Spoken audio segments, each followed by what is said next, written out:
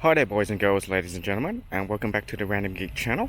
And we are back with my review of the Cell Ultimo 0.1 urban e-bike. So sorry about the noise, there's a bit of construction happening behind me, but we're going to go for a ride test. So first things first, if you're new to my channel, I'm the Random Geek and I review the best budget tech and gadgets out there. So pretty much I do them so you don't have to, and we're exploring this little item here. So if you missed my previous reviews, I've done a little introduction, I've done an unboxing video, and I've also built the bike and actually run through the bike itself. So if you're curious, go back through the actual playlist and you should be able to see those videos there. I'll be uploading to this one. So either watch them all in sequence, or you can just go through the ones that you are interested in.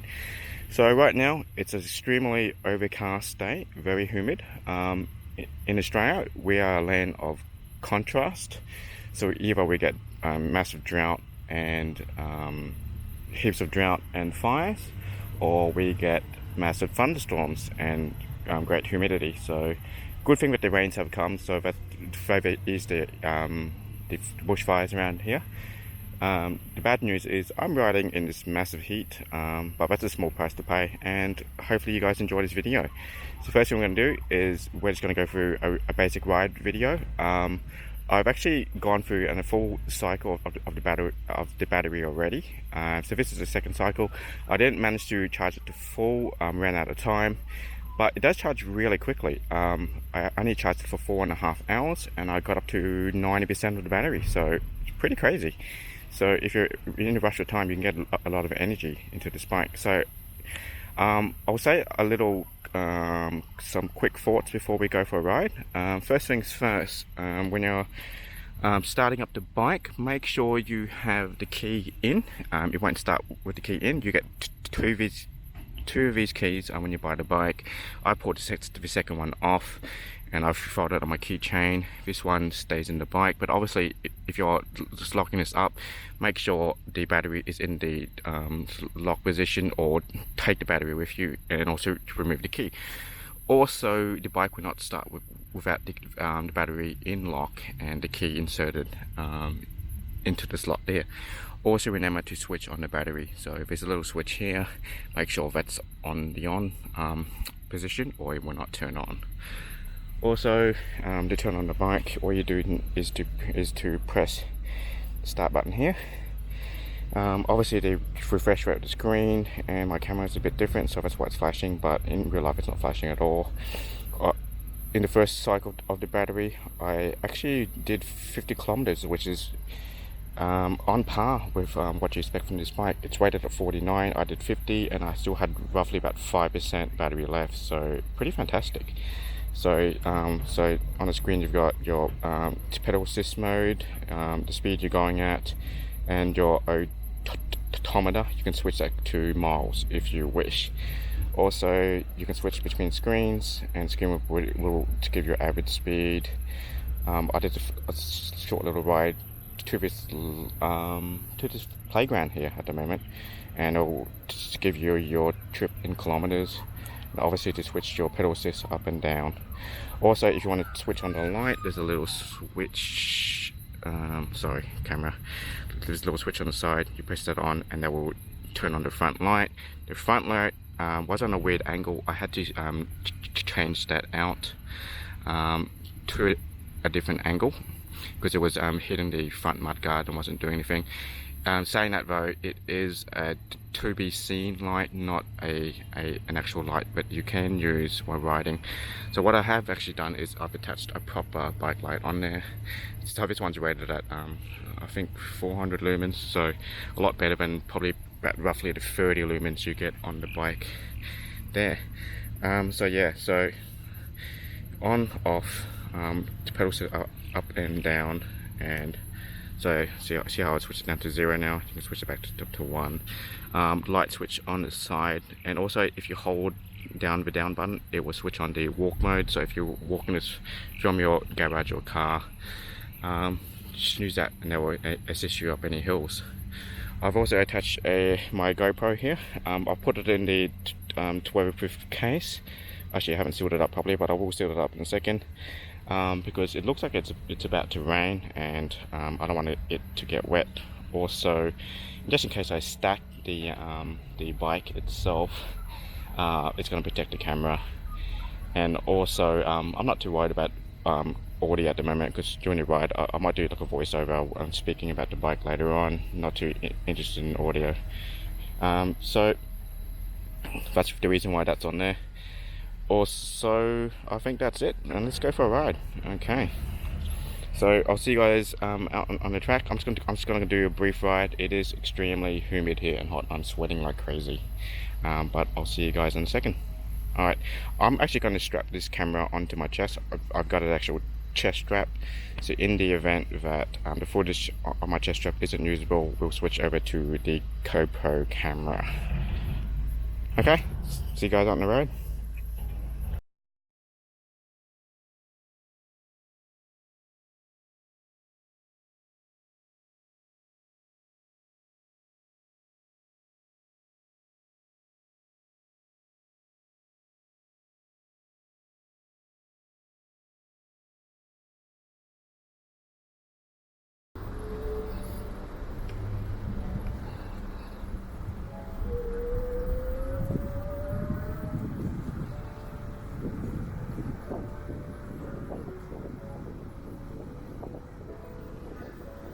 So you guys are probably thinking, so how does this bike ride? And the answer is pretty fantastic. It's very responsive. It's surprisingly more responsive than I believed. My own main complaint is that the pedal assist seems to be a bit too strong on the first setting, and as you gradually go up to the higher assist modes, it's a bit more gradual, but not as strong. For those who haven't ridden an e-bike before, so what is it like? Well, for the uninitiated, if you've ever ridden a bike before, it's like when you're free chaining. So when your chain actually falls off the actual rail and you're pedaling away, it's that weird sensation in which you're pedaling and the bike's still moving. So rather than getting no response, you're getting a boost of power instead, and you're getting very low resistance when riding, and basically you feel like Superman. So with little effort, you're moving along without a care in the world. So it's to person myself, I highly recommend it. Obviously, there will always be those hardcore cyclists out there who will scoff at e-bikes. They believe that this isn't really cycling.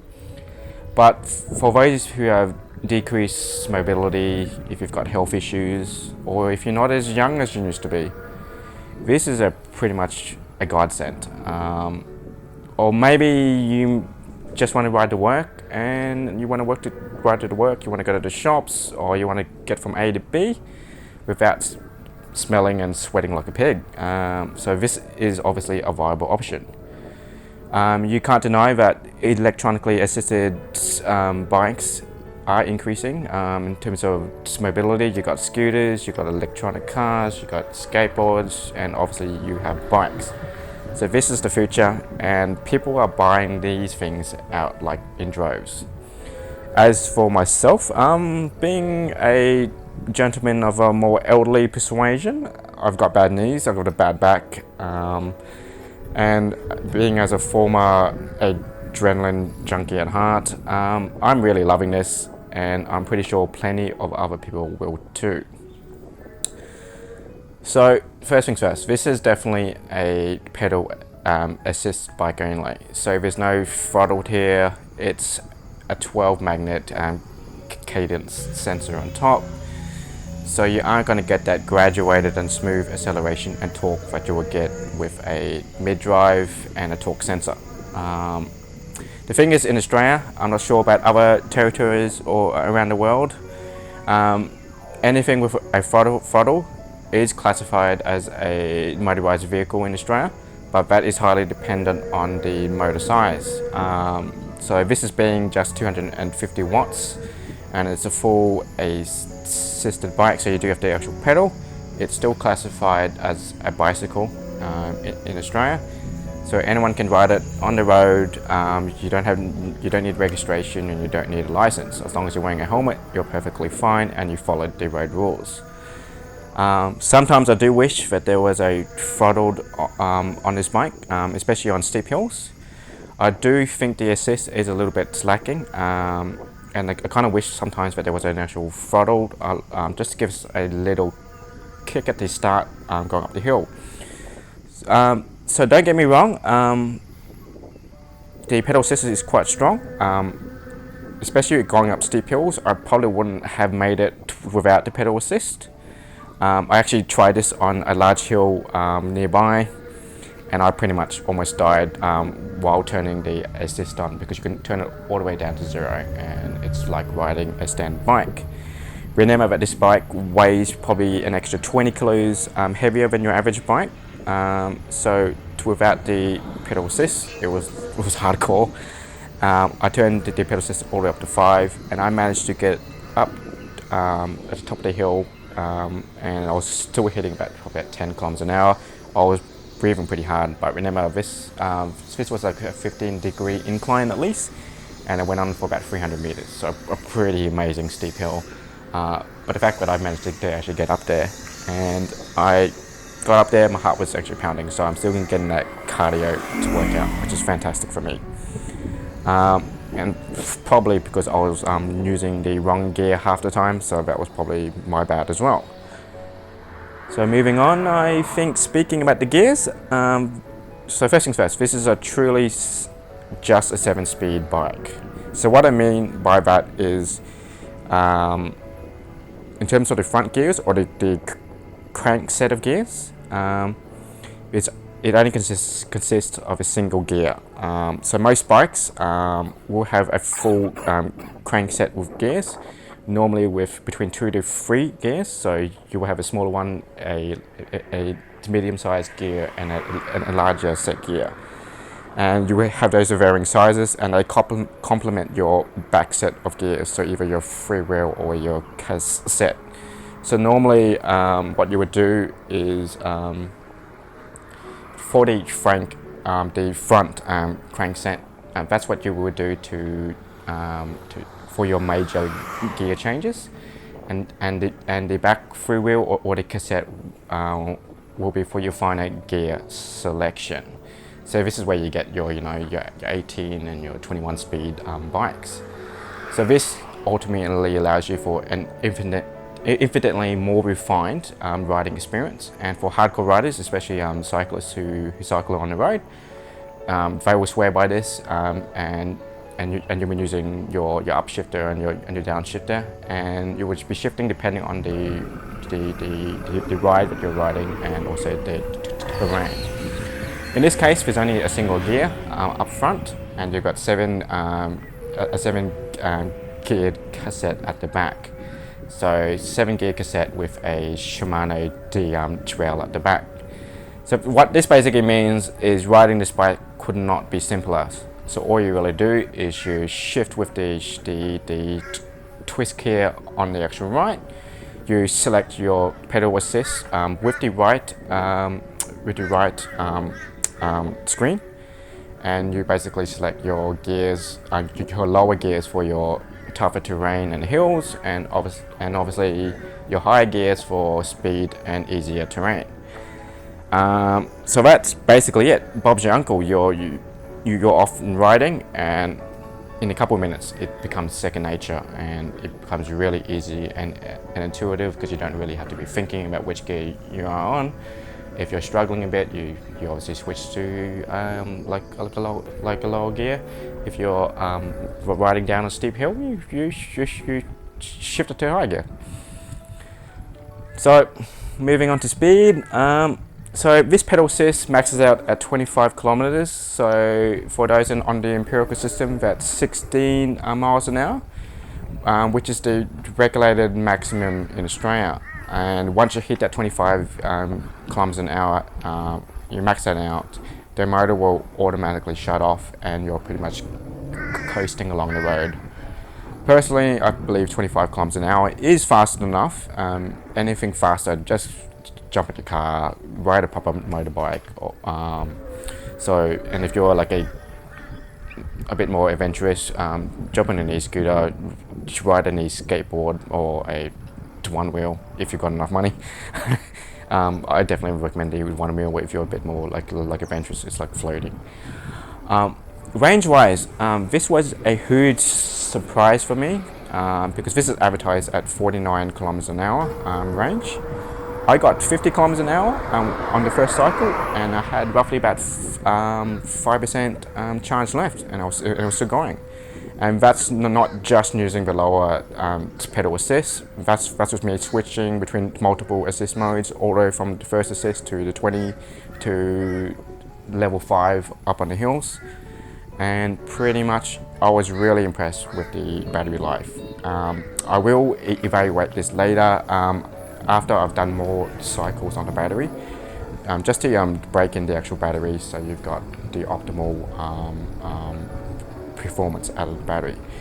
So heads up, maybe I might do a hypermiling video down the track sometime later. So next we're going to move to noise. As you can probably hear, it's not overly too bad. It's definitely noticeable, so you can hear that whining sound. So it's very similar to when you're using noise cancelling headphones and you get that static hiss in the background. It becomes white noise pretty fast, and personally I don't even just notice it. In my opinion, I kind of like it. When hearing that nice word, this whirl, kind of makes me feel like the $6 million man.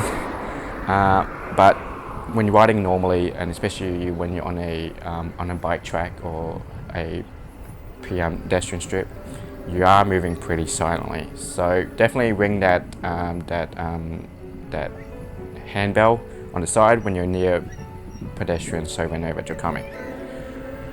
The last thing I want to talk about is the Entity app. So this is the app that most of the components are made from this bike, and there's an app that corresponds to the battery. And basically I've loaded it up and I've tried it out, and my advice to you, use another app.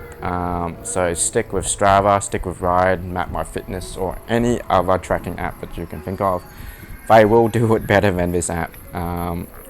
So most people would stick with Strava if you like the social aspect and challenging your friends. The other options, obviously, you've got more settings to actually play with, and they will track your ride a lot better, and you can set goals for yourself.